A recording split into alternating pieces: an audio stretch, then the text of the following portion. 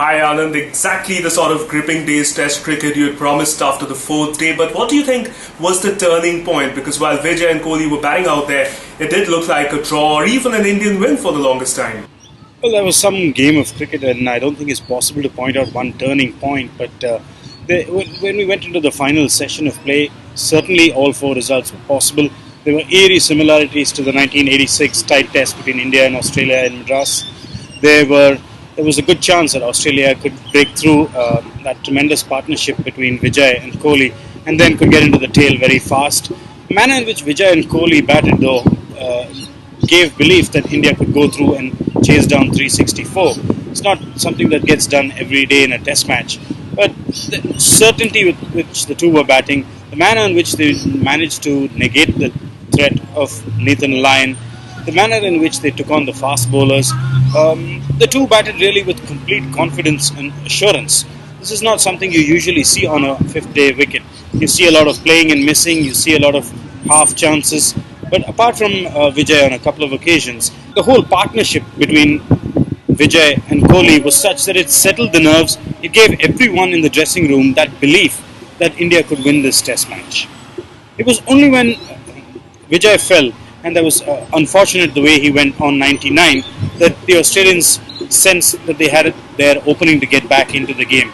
After that, the two quick wickets that went, Ajinkya Rahane, unfortunate to be given out, caught it by the closing fielder when he didn't edge it, and Rohit Sharma, disappointing, popping a catch to leg slip. It was those two dismissals that changed the complexion of the game. But by that stage, it became clear that Australia, like the form guide, were back on top. We can't help but talk about Nathan Lyon, really, an Australian spinner doing as well as he did. We knew he was going to be a threat, especially with those footmarks outside the right-handers off stump. But did you expect him to be as lethal and as effective as he turned out to be?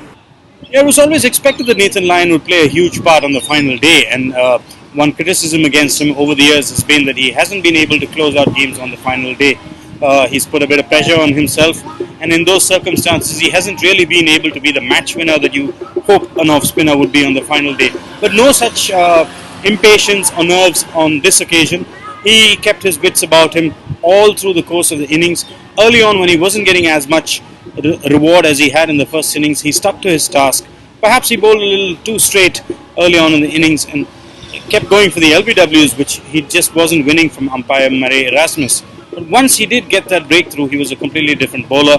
He was targeting the rough outside the off stump consistently, and he knew that it was only a matter of time before one ball did something. And enough balls did just enough, really, for Lyon to pick up 7 wickets. It was a massive contribution from him. And certainly no shame for Virat Kohli, Anand. Outstanding personal performance, also leading the Indian team for the first time in a test match. What do you think we've learned? What do you think you can tell us about your observations about Kohli as batsman and captain after this performance?